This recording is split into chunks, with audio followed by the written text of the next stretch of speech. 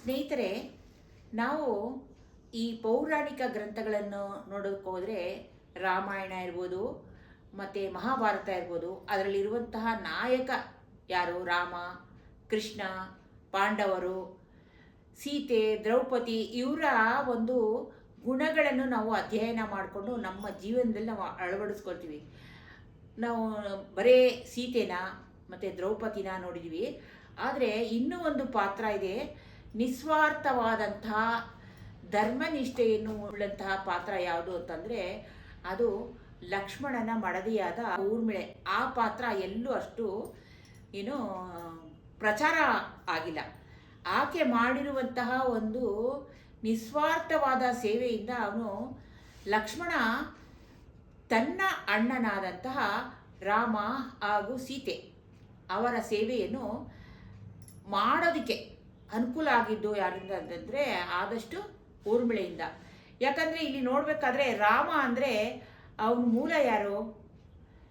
ಮಹಾವಿಷ್ಣುವಿನ ಒಂದು ಅವತಾರ, ರಾಮನ ಅವತಾರ. ಅವನೇ ಭಗವಂತ.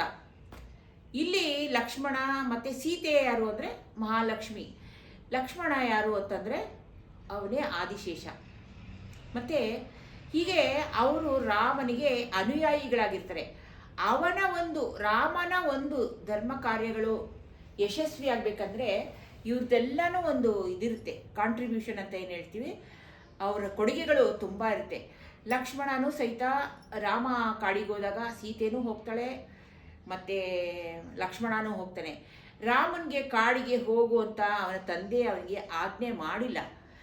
ಅವನ ಪಟ್ಟಾಭಿಷೇಕಕ್ಕೆ ಎಲ್ಲ ತಯಾರಾಗ್ತಾ ಇರುವಂತಹ ಮುಂಜಾನೆ ಅವನ ಕಿವಿಗೆ ಬೀಳುತ್ತೆ ಈ ವಿಷಯ. ಆಗ ಅವನು ಅರಮನೆಗೆ ಬರ್ತಾನೆ. ಯಾರ ಅರಮನೆಗೆ? ಅಂತಃಪುರಕ್ಕೆ. ಅಂತಂದರೆ ಕೈಕೇಯಿಯ ಅಂತಃಪುರಕ್ಕೆ ಬಂದಾಗ ಅಲ್ಲಿ ದಶರಥ ಮಹಾರಾಜ ಹಾಗೂ ಕೈಕೇಯಿಯ ಒಂದು ಆ ಪರಿಸ್ಥಿತಿ ಅಂದರೆ ಅವಳು ಹೇಳಿರ್ತಾಳೆ ವನವಾಸಕ್ಕೆ ಕಳಿಸ್ಬೇಕು ರಾಮನಿಗೆ, ನನ್ನ ಮಗನಿಗೆ ಪಟ್ಟಾಭಿಷೇಕ ಮಾಡಬೇಕು ಅಂತ ಹೀಗೆ ನಡೀತಾ ಇರುತ್ತೆ ಮಾತುಕತೆ. ಅದರಲ್ಲಿ ದಶರಥ ಗೋಳಾಡ್ತಾ ಇರ್ತಾನೆ.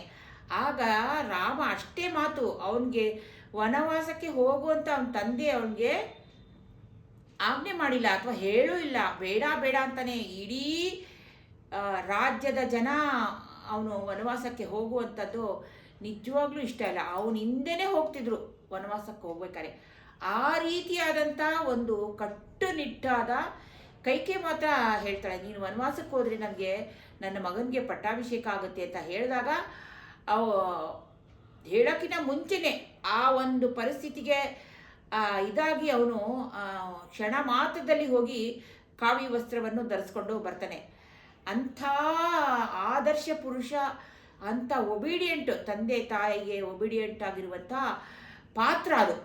ಹಾಗಾಗಿ ನಾವು ಈಗಿನ ಕಾಲದ ಮಕ್ಕಳಿಗೆ ಏನು ನಾವು ಒಳ್ಳೆ ಇನ್ಸ್ಟಿಟ್ಯೂಟಲ್ಲಿ ಎಜುಕೇಷನ್ ಕೊಡ್ತೀವಿ, ಲಕ್ಷಾಂತರ ರೂಪಾಯಿ ಖರ್ಚು ಮಾಡಿ ಬೇಕಾದಷ್ಟು ಬುಕ್ಸು, ಜ್ಞಾನ, ಮ್ಯಾಥಮೆಟಿಕ್ಸು, ಫಿಸಿಕ್ಸು, ಹೀಗೆ ಎಲ್ಲದರಲ್ಲೂ ಅವರು ದೊಡ್ಡ ಡಿಗ್ರಿ ತಗೊಂಡು ಅವರು ತಮ್ಮ ಜೀವನದ ಬದುಕನ್ನು ಕಟ್ಕೊಳ್ತಾರೆ. ಆದರೆ ಈ ರಾಮಾಯಣ ಮಹಾಭಾರತ ಅನ್ನುವಂಥ ಪೌರಾಣಿಕ ಗ್ರಂಥಗಳು ಅವ್ರಿಗೆ ಜೀವನ ಪಾಠವನ್ನು ಕಲಿಸುತ್ತೆ. ಅದನ್ನು ನಾವು ಮಾಡ್ತಾ ಇಲ್ಲ. ಹಾಗಾಗಿ ನಮ್ಮ ಮಕ್ಕಳು ಏನಂದರೆ ಅವ್ರಿಗೆ ಮೌಲ್ಯ ಅನ್ನೋದೇ ಗೊತ್ತಿಲ್ಲ. ಹಣದ ಹಿಂದೆ ಮತ್ತು ಒಂದು ಸ್ಥಾನಮಾನದ ಹಿಂದೆ ಹೋಗ್ತಾರಾಗಲಿ, ಇವೆಲ್ಲ ಗೊತ್ತಿಲ್ಲ. ಇವೆಲ್ಲ ಅವ್ರಿಗೆ ಅರ್ಥ ಆಗ್ತಾಯಿಲ್ಲ, ಜೀವನ ಪಾಠ ಅರ್ಥ ಆಗ್ತಾಯಿಲ್ಲ. ನಾವು ಎಡವುಬಿಟ್ಟಿದ್ದೀವಿ. ಯಾಕಂದರೆ ನಾವು ಪಾಶ್ಚಾತ್ಯ ಎಜುಕೇಷನ್ ನಮ್ಮಲ್ಲಿ ಅಳವಡಿಕೆ ಆಗಿಬಿಟ್ಟಿದೆ. ಬ್ರಿಟಿಷರು ನಮ್ಮ ದೇಶದ ಎಜುಕೇಷನನ್ನೇ ಇದು ಮಾಡಿದ್ದಾರೆ. ಏನಂದರೆ ಮಂಗನಿಂದ ಮಾನವ ಅಂತ ಅಲ್ಲ, ನಮ್ಮಲ್ಲಿ ಹೇಳುವಂಥದ್ದೇನು ಸಾವಿರಾರು ವರ್ಷಗಳ ಹಿಂದಿನಿಂದಲೂ ನಡೀತಾ ಇದೆ. ಯುಗಗಳಿಂದಲೂ ಇದು ಏನು ಮನುಷ್ಯರು, ದೇವತೆಗಳು ಎಲ್ಲ ಭೂಮಿ ಮೇಲೆ ಹುಟ್ಟಿ ಮೌಲ್ಯಯುತವಾದ, ಧಾರ್ಮಿಕಯುತವಾದಂಥ ದೈವೀ ಗುಣಗಳು ಉಳ್ಳುವಂಥ ಗ್ರಂಥಗಳಲ್ಲಿ ಹೇಳುವಂಥದ್ದೆಲ್ಲನೂ ನಾವು ಕೇಳಿದ್ರೆ ನಮ್ಮ ದೇಶ ಇಂಥದ ಅನ್ನೋವಂಥದ್ದು ನಮಗೆ ಆಶ್ಚರ್ಯ ಆಗುತ್ತೆ. ಇಡೀ ವಿಶ್ವಕ್ಕೆ ನಮ್ಮ ದೇಶ ಒಂದು ದೈವಿಕವಾದಂತಹ ಗ್ರಂಥಗಳು ಅಂತ ತುಂಬ ಪ್ರಾಚೀನವಾದಂಥ ದೇಶ. ಮತ್ತು ಪ್ರಕೃತಿಯನ್ನು ಪೂಜೆ ಮಾಡುವಂಥದ್ದಾಗಲಿ, ಎಲ್ಲ ದೈವಿಕ ಅಂಶಗಳ ಒಂದು ನಮಗೆ ದೈವಿಕ ಅಂಶಗಳು ನಮ್ಮ ಕಣ್ಣು ಕಾಣಲಿಲ್ಲ ಆದರೂ ಅದನ್ನು ಎಕ್ಸ್ಪೀರಿಯೆನ್ಸ್ ಮಾಡಿಕೊಳ್ಳುವಂಥ ಅನುಭವ ಮಾಡಿಕೊಳ್ಳುವಂತಹ ಎಲ್ಲ ಮನುಷ್ಯರಲ್ಲೂ ಇತ್ತು ಆಗ. ಹಾಗಾಗಿ ಈಗ ಊರ್ಮಿಳೆಯ ಬಗ್ಗೆ ಹೇಳಬೇಕಾದ್ರೆ ಊರ್ಮಿಳೆಯ ತ್ಯಾಗ ಎಂಥದ್ದು ಅಂದರೆ 14 ವರ್ಷ ರಾಮ ವನವಾಸಕ್ಕೆ ಹೋದಾಗ ಸೀತೆಯೂ ಅವನ ಹಿಂದೆ ಹೋಗ್ತಾಳೆ, ಲಕ್ಷ್ಮಣನು ಎಲ್ಲಿ ರಾಮನೋ ಅಲ್ಲೇ ಲಕ್ಷ್ಮಣ ಅಂತ. ಆ 3 ಜನನೂ ವನವಾಸಕ್ಕೆ ಹೋಗಬೇಕಾದ್ರೆ ಊರ್ಮಿಳೆ ಮಾತ್ರ ಅರಮನೆಯಲ್ಲಿ ಉಳ್ಕೋತಾಳೆ. ಲಕ್ಷ್ಮಣನಿಂದ ವಿಯೋಗ ಆಗುತ್ತೆ ಅವಳಿಗೆ. ಪಾಪ ಆಕೆ ಒಬ್ಬಳೇ ಇರ್ತಾಳೆ ಇಲ್ಲಿ ಅರಮನೆಯಲ್ಲಿ.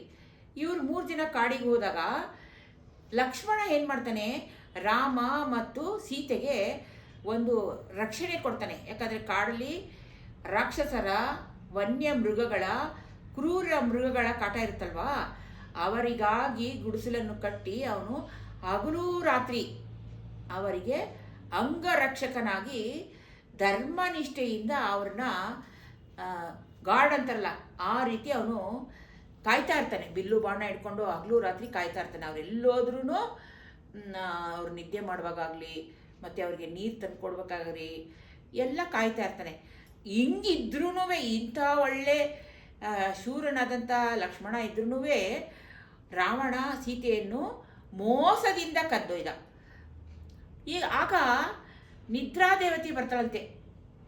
ಬಂದು ರಾಮ ಮತ್ತು ಸೀತೆ ಅವರ ಕುಟೀರದಲ್ಲಿ ಮಲಗಿದ್ದಾಗ ಲಕ್ಷ್ಮಣ ಕಾಯ್ತಾ ಇರಬೇಕಾದ್ರೆ ನಿದ್ರಾದೇವತೆ ಬಂದು ಹೇಳ್ತಾಳಂತೆ ಲಕ್ಷ್ಮಣನಿಗೆ, ಲಕ್ಷ್ಮಣ ನಾನು ನಿನ್ನ ಶರೀರದಲ್ಲಿ ನಿದ್ರೆಯಾಗಿ ಬರಬೇಕಲ್ಲ ಅಂತಂದಾಗ ಅವನು ಹೇಳ್ತಾಳಂತೆ ಲಕ್ಷ್ಮಣ ನಿದ್ರಾದೇವತೆಗೆ, ನೀನು ನನಗೆ ಇಲ್ಲಿರುವ ವನವಾಸ 14 ವರ್ಷ ವನವಾಸ ಮುಗಿಯೋವರೆಗೂ ನೀನು ನನಗೆ ಬರಬೇಡ, ನಿದ್ರೆ ಅನ್ನುವಂಥದ್ದು ಬರಬೇಡ, ದೇವತೆ ನೀ ನಿದ್ರೆ ದೇವತೆ, ನನ್ನಲ್ಲಿ ಬರಬೇಡ, ನನಗೆ ನಿದ್ರೆಯನ್ನು ಕೊಡಬೇಡ.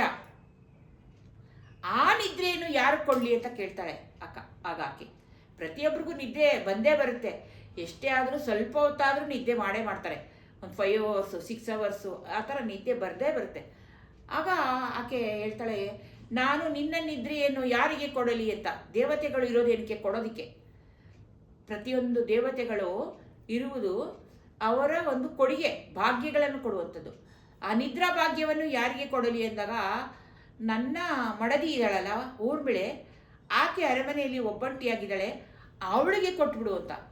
ಸೊ ಅವಾಗ ಅವಳೇನು ಮಾಡ್ತಾಳಂತೆ, ಇಲ್ಲಿ ಊರ್ಮಿಳೆ ಹಗಲೂ ರಾತ್ರಿ ನಿದ್ದೆ ಮಾಡ್ತಿರ್ತಾಳಂತೆ. 14 ವರ್ಷ ಲಕ್ಷ್ಮಣನ ನಿದ್ದೆ ಪ್ಲಸ್ ಅವಳ ನಿದ್ದೆ 2 ನಿದ್ದೆ ಸೇರಿಸಿ ಚೆನ್ನಾಗಿ ನಿದ್ದೆ ಮಾಡ್ತಾಳಂತೆ. ಇವರ ವನವಾಸ ಯಾವತ್ತು ಮುಗಿಯುತ್ತೋ ಆಗ ನಿದ್ರಾದೇವಿಗೆ ಆಜ್ಞೆ ಮಾಡ್ತಾನಂತೆ, ಇನ್ನು ಸಾಕು ಊರ್ಮಿಳೆಗೆ ನಿದ್ರೆ ಕೊಟ್ಟಿದ್ದು ನೀನು, ನನ್ನ ನಿದ್ರೆಯನ್ನು ಊರ್ಮಿಳೆ ನನ್ನ ಮಡದಿಗೆ ಕೊಟ್ಟಿದ್ದು ನಿದ್ರೆ ಸಾಕು, ನನಗೆ ಅದು ನನ್ನ ನಿದ್ರೆ ನನಗೆ ಕೊಡು ಅಂತ. ಆಗ ಅವಳು ಹಗಲೊತ್ತಲ್ಲಿ ಎಚ್ಚರಾಗಿ ಇವರೆಲ್ಲ ಬಂದಾಗ ಆವಾಗ ಆ್ಯಕ್ಟಿವ್ ಆಗಿರ್ತಾಳೆ.